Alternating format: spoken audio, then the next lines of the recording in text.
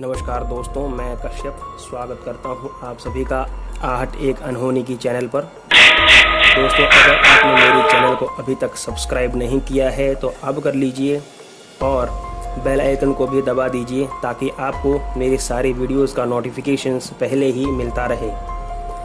दोस्तों, ये कहानी है मेरे एक सब्सक्राइबर दिनेश जी की।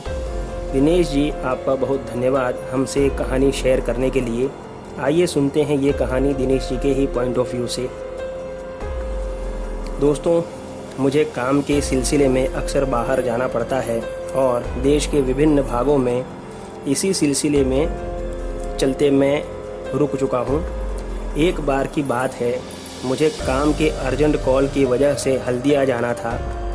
मैंने कोलकाता की फ़्लाइट बुक की और एक रात पहले कोलकाता पहुँच गया, लेकिन बदनसीबी से मेरी फ़्लाइट काफ़ी लेट हो जाने की वजह से मैं हल्दिया उसी वक्त जाने की कंडीशन में नहीं था। तब मेरे टैक्सी वाले ने कहा कि सर आगे जाके हाईवे पर कहीं रुक जाएंगे, मैंने काफ़ी होटल्स देखी है वहाँ पर। मैंने उससे हामी भरते हुए कहा कि ठीक है चलो, लेकिन होटल अच्छी होनी चाहिए और खाना भी वहीं खा लेंगे। ऐसा कह के मैं लैपटॉप पर काम करने लगा और ड्राइवर गाड़ी चलाता रहा।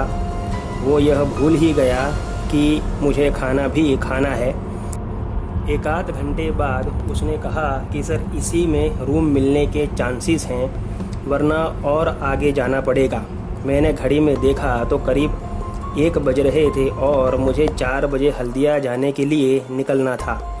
तो मैंने उससे कहा कि ठीक है, यहीं रोक दो, यहीं कुछ चाय मिलती होगी तो वही पी के सो जाऊंगा।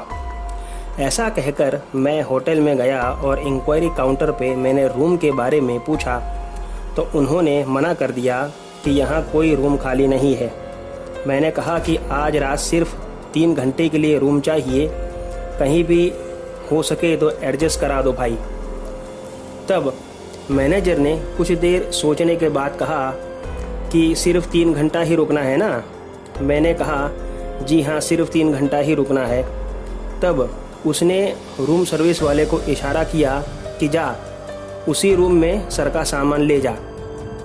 उस रूम सर्विस वाले ने मेरा सामान उठाया और मुझे कहा कि सर आइए मेरे पीछे पीछे, और कहा कि ज़्यादा तो नहीं रुकोगे ना? मैंने कहा भाई मुझे सुबह 4 बजे निकल जाना है और अभी 1 बजे हैं, तो मेरे पास ज़्यादा रुकने का समय नहीं है।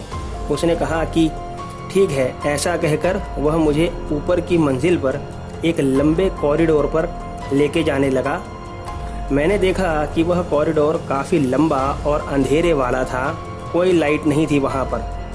तब मैंने उससे पूछा कि यहाँ इतना अंधेरा क्यों है? तो वेटर ने कहा कि सर यहाँ तो अंधेरा रखना ही पड़ता है। ऐसा कहकर वह मुझे आखिरी कमरे तक ले गया और दरवाजे की चाबी मेरे हाथ में पकड़ा कर बोला कि ये लीजिए सर, आपका कमरा आ गया। ऐसा कह के सामान वहीं रख कर वह जाने लगा।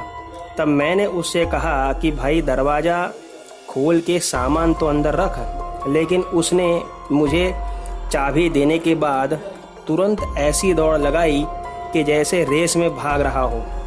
मैंने मन में सोचा कि अजीब आदमी है। मैंने कमरे का ताला खोलकर सामान कमरे में रखा, तभी कमरे से बहुत ज़्यादा बदबू आई, जैसे कमरा काफ़ी दिनों से साफ़ ही ना किया गया हो। मैंने जैसे तैसे अपना सामान कमरे में रखा और अपनी घड़ी और वॉलेट बेड साइड टेबल पर रख दिए और तुरंत बेड पर लेट गया ताकि शरीर को थोड़ा आराम मिले। मेरी कब आंख लग गई मुझे पता ही नहीं चला। तभी कमरे में एक स्ट्रॉन्ग खुशबू आने की वजह से मैं उठ गया। मुझे लगा कि मुझे उठने में देर हो गई, तो घड़ी में टाइम देखने के लिए मैंने जैसे ही हाथ बढ़ाया तो मैंने देखा कि मेरी रोलेक्स वॉच और वॉलेट दोनों ही वहाँ नहीं थे। मैं तुरंत उठकर उसे ढूंढने लगा और साथ में कमरे का दरवाज़ा चेक किया तो वो तो अंदर से ही बंद था।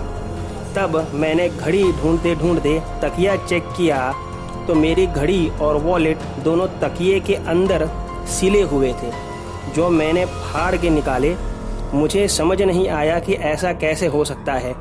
फिर मैंने अब की बार घड़ी पहन ली और वॉलेट भी जेब में रख लिया ताकि अब वो आगे पीछे ना हो पाए। और जैसे ही मैं लेटा मेरी आंख लग गई और मैं वापस खुशबू से झटके से उठा, तब फिर से घड़ी मेरे हाथों से गायब थी और वॉलेट पैंट से गायब था और दोनों दरवाजे पर लटक रहे थे। ये मंजर देखकर मैं समझ गया कि इस कमरे में कोई स्पिरिट ज़रूर है और मैं काफ़ी डर गया था। फिर मैंने घड़ी में टाइम देखा तो 3 बज रहे थे। मैं सीधा बाथरूम चला गया स्नान करने के लिए और आकर के गायत्री मंत्र का जाप करने लगा बेड पर ही बैठे बैठे। जब तक 3:45 नहीं हुए और तब तक मेरे साथ कोई वाकया नहीं हुआ। जब 3:45 हुए तब मैंने अपना सामान उठाया और सीधा रिसेप्शन पर पहुंचा। जब मुझे वहां उस मैनेजर और वेटर ने देखा तो दोनों हंसने लगे और कहा कि सर कैसी रही आपकी रात। तब मैंने उनसे शांति से पहले पूछा कि बात क्या है वहां पर। तब उन लोगों ने बताया कि होटल का वह हिस्सा इल्लीगल तरीके से कब्रिस्तान पर बना है और वहां काफ़ी खतरनाक अनुभव हुए हैं लोगों को। ज़्यादातर लोग चिल्लाकर भागते हैं वहां से। आप ही पहले हो जो वहां से चिल्लाते हुए नहीं आए हो। तब मैंने उन लोगों से काफ़ी गाली गलौज की और कहा कि तुम जानबूझकर किसी की ज़िंदगी खतरे में डालते हो।